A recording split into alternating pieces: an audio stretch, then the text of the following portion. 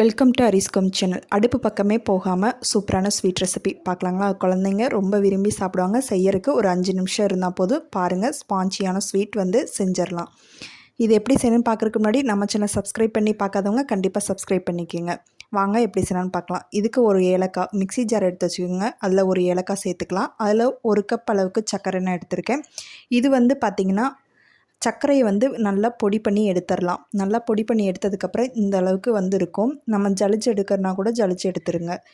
அதுக்கப்புறம் பார்த்திங்கன்னா 1 கப் அளவுக்கு பொட்டுக்கடலை, உடச்ச கடலைன்னு சொல்லுவாங்க. அந்த பொட்டுக்கடலை நம்ம எடுத்துக்கலாம்.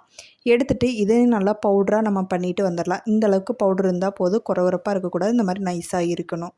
இதையுமே சலிச்சுக்கிறனாலும் சலிச்சிக்கலாம். இப்போ பார்த்திங்கன்னா 1/2 கப் அளவுக்கு பால் காய்ச்சி ஆற வச்ச பால் நான் எடுத்திருக்கேன். இப்போ கொஞ்சமாக பால் சேர்த்து இந்த சர்க்கரையோட நல்லா மிக்ஸ் பண்ணிக்கலாம். கட்டி இல்லாமல் கொஞ்சம் தண்ணியாக லிக்விட் மாதிரி இருக்கணும். அந்த அளவுக்கு பார்த்துக்குங்க.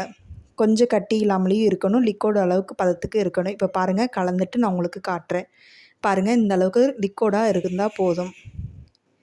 இந்த அளவுக்கு இருக்கிறப்ப பார்த்திங்கன்னா இப்போ நம்ம பொட்டுக்கடலை மாவு இது கூட சேர்த்துக்கலாம்.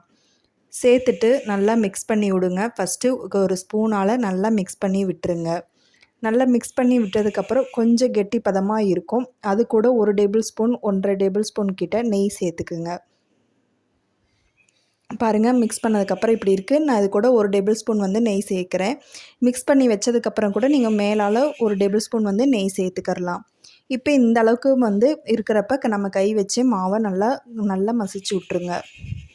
இப்போ ஒரு ட்ரேயில் நெய் தடவிட்டு இப்போ இதை அப்படியே அப்ளை பண்ணி விட்டுறலாம். அப்ளை பண்ணிவிட்டு ஒரு 10 நிமிஷம் ஆறுனதுக்கப்புறம் ஓரங்களை மட்டும் நம்ம எடுத்து விட்டுறலாங்க. ஓரங்களை எடுத்து விட்டதுக்கப்புறம் பார்த்திங்கன்னா ஒரு பிளேட் எடுத்து வச்சு பார்த்திங்கன்னா சூப்பராக நமக்கு ஸ்வீட் ரெடியாகி வந்துருங்க. ஒட்டாமல் எந்த ஒரு விரிசல் இல்லாமல் பாருங்கள் எவ்வளோ சூப்பராக வந்திருக்குன்னு.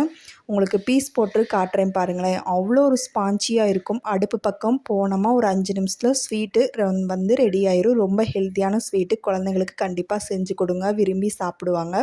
பாருங்கள், எடுத்து காட்டுறேன் எவ்வளோ ஸ்பான்ச்சியாக இருக்குதுன்னு பாருங்கள். ஒரு பீஸ் கூட உடையாது. அந்த அளவுக்கு ஸ்பான்ச்சியாக இருக்கும். வீட்டில் உள்ள பொருட்களை வச்சு எளிமையான முறையில் கண்டிப்பாக இந்த ஸ்வீட் ரெசிபியை ட்ரை பண்ணி பாருங்கள். எடுத்து பார்க்குறப்ப எவ்வளோ ஸ்பான்ச்சியாக இருக்குன்னு. இந்த ரெசிபி பிடிச்சிருந்துச்சுன்னா உங்கள் ஃப்ரெண்ட்ஸ் அண்ட் ஃபேமிலிக்கு இந்த வீடியோவை ஷேர் பண்ணிக்கிங்க. நம்ம சேனலை சப்ஸ்கிரைப் பண்ணாதவங்க சப்ஸ்கிரைப் பண்ணி வீடியோ பாருங்கள். அப்போனா தான் நான் எளிமையான ரெசிபியை உங்களுக்கு அப்லோட் பண்ணுறப்ப கண்டிப்பாக நோட்டிஃபிகேஷனில் காட்டும். இந்த வீடியோ பிடிக்கும் நம்பரை பிடிச்சிருந்தால் நம்ம சேனலை லைக் அண்ட் ஷேர் பண்ணிக்கோங்க. கண்டிப்பாக உங்கள் வீட்டில் ட்ரை பண்ணி பார்த்துட்டு எப்படி இருக்குன்னு கமெண்ட் பாக்ஸில் கமெண்ட் பண்ணுங்கள். தேங்க்யூ.